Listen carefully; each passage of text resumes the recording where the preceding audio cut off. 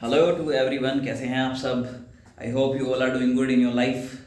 देखो, आज का यूथ काफ़ी एक्टिव हो रहा है कोर्ट मैरिज करने के मामले में।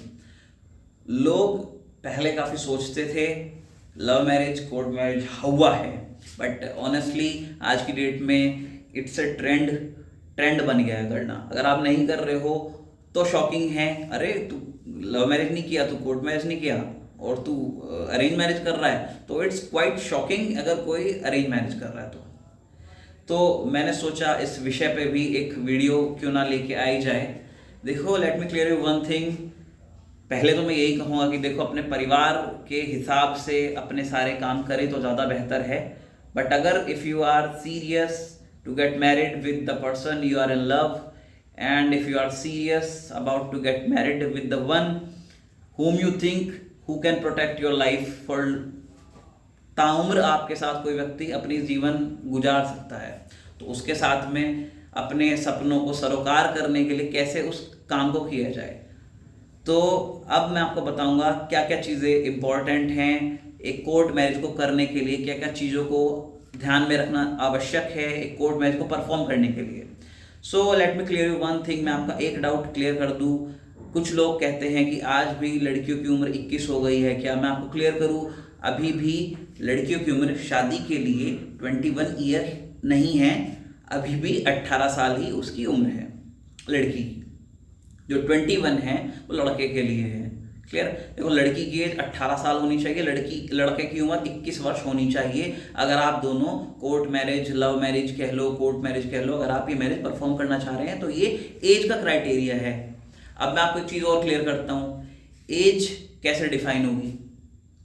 कुछ व्यक्ति मेरे को बोलते हैं, वकील साहब हमारे पास तो डॉक्यूमेंट्स ही नहीं, क्या करें, ऐसे कैसे। मतलब आप एक बात समझो, अगर आपके पास में आपका बर्थ सर्टिफिकेट है या फिर आपकी 10th की मार्कशीट है या फिर 8th की टीसी है, तो यही सब चीज़ें होती हैं जो उम्र को प्रमाण पत्र होती हैं भारत में। तो एटलीस्ट अगर आपके पास में ये तीनों चीज़ें नहीं है तो आप एज कैसे प्रूफ कर पाओगे। और कुछ कंडीशन में देखा गया है कि लड़का लड़की को लेकर चला गया, उस कंडीशन में फिर मेडिकल कराने पड़ते हैं। तो देखो, वो भी तो सीएमओ के माध्यम से आया। तो मैं आपको क्लियर करना चाहूँगा, जो लड़का और लड़की है उनकी एज सही होनी चाहिए। 18 है तो लड़की 18 होनी चाहिए, 21 लड़के के लिए फिक्स करी गई है तो लड़का 21 का होना चाहिए, और आपके पास में अपने प्रॉपर डॉक्यूमेंट्स होने चाहिए। अब मैं अगर बात करूँ, कुछ लोग कहते थे हैं कि वकील साहब आर्य समाज से शादी करा दो और हमारी शादी रजिस्टर्ड करा दो। देखो, मैं आपको क्लियर करूं, आर्य समाज से शादी कर लो, शादी तो परफॉर्म करनी ही होती है। देखो, मुस्लिम हैं तो आप निकाह करेंगे, हिंदू हैं तो आप मंदिर में करेंगे या फिर आर्य समाज से करेंगे। लेकिन मैं आपको बताना चाहूँगा कि इस शादी को रजिस्टर्ड भी कराना उतना ही ज़रूरी है आज के हिसाब से। अगर आप लव मैरिज की बात कर रहे हैं तो इस शादी को रजिस्टर्ड कराएं, ना कि सिर्फ आर्य समाज का कर लिया या फिर स्टाम्प पे शादी कर ली। और एक चीज़ मैं डाउट ये क्लियर करना चाहूँगा, स्टाम्प पे करी हुई शादी वैलिड नहीं होती, समझे। ये नहीं कि स्टाम्प पे शादी कर ली 100 रुपये की और वो वैलिड हो गई, वो वैलिड नहीं हुई, फर्जी है वो। ऐसे काम ना करें, ये 2 रुपये का लालच मत करा करो। आप एक सीरियस काम कर रहे हैं। देखो, एक नॉर्मल प्रॉपर शादी भी करते, कितना का खर्चा होता, लाखों का होता या नहीं होता। कम से कम लाखों का खर्चा आना था उस शादी में। अब आप लाखों का खर्चा नहीं कर सकते, लेकिन चंद कुछ हजारों का तो कर लो। क्लियर। ये नहीं कि कच्चे लालच में आपने स्टाम्प पे शादी कर ली, शादी करके फ़ायदा क्या है भाई ऐसी शादी का जो कोर्ट में वैलिड नहीं है। आप कहीं थाने पे चले गए तो आपके लिए समस्याएं। तो मैं ये कहूँगा, आप एक ऐसा काम करें जो आपके लिए हित में हो। एटलीस्ट आप कदम उठा रहे हो, आपकी फैमिली के लिए हित में हो। एटलीस्ट आप समाज को दिखा पाओ कि देखो, ये है अपने पास में, ये है लीगल सर्टिफिकेट, ये है कोर्ट के द्वारा मिला हुआ सर्टिफिकेट, हमने वैधता के साथ शादी करी है।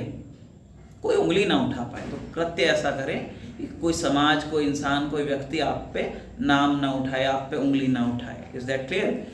अब और अगर हम विषयों की बात करें, देखो काफ़ी विषय हैं इसमें और एक एक विषय को मैं टच करता जाऊंगा आपके लिए। अगर मैंने आज जितना कुछ समझाया है कोर्ट मैरिज के विषय में, अगर आप इन बातों से सहमत हैं, आप इन बातों को समझ पाए हैं, तो आप मुझे कमेंट सेक्शन में ज़रूर बताइएगा आप कितने हद तक सहमत हैं, कितने हद तक नहीं सहमत हैं। और इसके अलावा अगर आप वास्तव में मेरी वीडियो को पसंद करते हैं तो kindly like my video, share my video.